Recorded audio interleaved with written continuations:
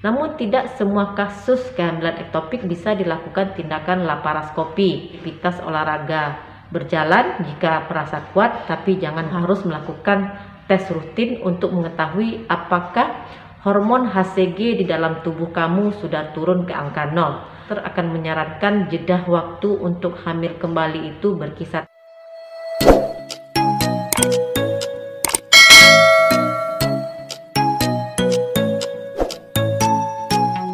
Assalamualaikum warahmatullahi wabarakatuh.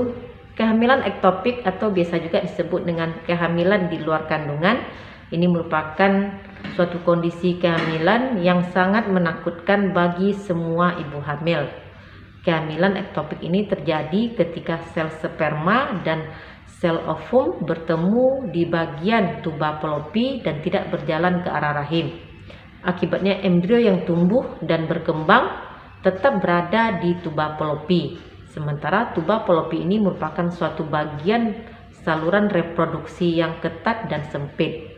Seiring perkembangan janin di daerah tersebut, maka akan mengakibatkan tuba Fallopi tersebut menjadi besar, dan jika terjadi robekan pada tuba, maka akan mengakibatkan terjadinya perdarahan dan memerlukan tindakan pembedahan emergensi untuk menghentikan perdarahan tersebut. Bersama saya Devi Febriani, perawat kamar bedah. Kali ini saya akan membahas mengenai perawatan pasca operasi kehamilan ektopik.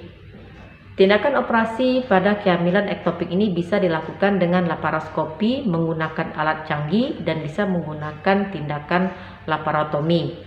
Penyembuhan pada tindakan operasi laparoskopi tentu saja lebih singkat dibandingkan dengan tindakan operasi laparotomi. Karena pada laparoskopi ini insisinya sangat minimal sekali. Kamu bisa melakukan aktivitas sekitar 7-14 hari. Dan untuk total penyembuhannya bisa berlangsung 4 minggu. Namun tidak semua kasus kehamilan ektopik bisa dilakukan tindakan laparoskopi. Ini tergantung dari kasus KET ini. Kasus KET ini bisa dilakukan laparoskopi jika kasusnya itu tanpa perdarahan. Ini bisa dilakukan laparoskopi. Sedangkan pada kasus-kasus laparotomi ini dilakukan pada kasus KET yang tentu saja terjadi perdarahan sehingga menyebabkan terjadinya penurunan kadar hemoglobin pada pasien sehingga memerlukan tindakan segera untuk menghentikan perdarahan tersebut. Penyembuhan pada tindakan laparotomi ini biasanya memerlukan waktu sekitar 6 minggu. Tentu saja setelah melakukan operasi, dan jangan melakukan gerakan yang bisa meregangkan atau memberi tekanan pada bekas jahitan operasi. Pada minggu pertama, jangan mengangkat benda apapun yang melebihi berat 9 kg. Jika kamu ingin menaiki tangga, maka naikilah secara perlahan dan beristirahatlah setelah beberapa anak tangga. Kamu boleh melakukan aktivitas olahraga berjalan jika merasa kuat, tapi jangan berlari terlebih dahulu. Mungkin kamu akan mengalami masalah sembelit pasca dilakukan tindakan operasi. Ini bisa disebabkan oleh efek pembiusan, di mana efek pembiusan ini akan mempengaruhi fungsi usus sehingga akan menyebabkan terjadinya konstipasi.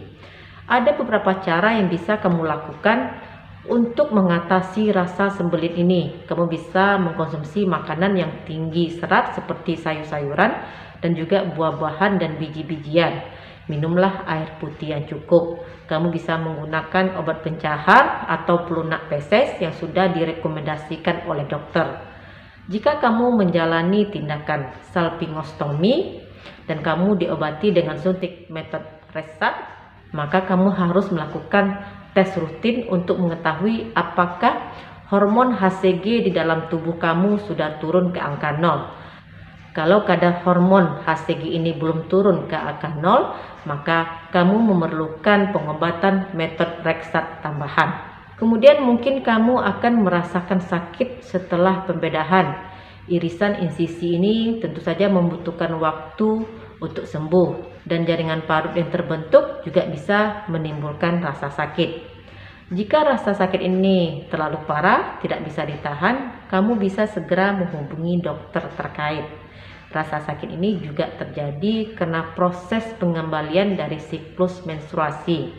Biasanya siklus menstruasi ini bisa normal pada minggu keempat sampai minggu keenam, tapi bisa saja lebih lama.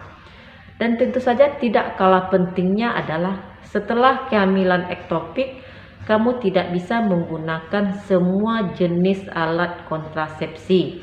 Alat kontrasepsi seperti IUD dan juga kontrasepsi yang hanya mengandung hormon estrogen biasanya tidak direkomendasikan setelah kehamilan ektopik.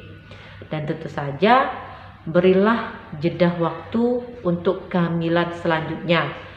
Jika kehamilan ektopik kamu ini diobati dengan metode Reksat, maka dokter akan menyarankan jeda waktu untuk hamil kembali itu berkisar 1 sampai 3 bulan. Ini tergantung dosis yang kamu terima. Ini disebabkan karena obat ini menyebabkan masalah bagi kehamilan dini karena dapat mengurangi ketersediaan asam folat bagi janin. Jadi kamu harus menunggu sehingga obat-obatan tersebut benar-benar keluar dari tubuh kamu. Demikian video saya kali ini. Jangan lupa like, komen, dan di subscribe. Dukung channel saya ini agar lebih berkembang. Jumpa lagi di video saya yang lain. Stay healthy. Assalamualaikum.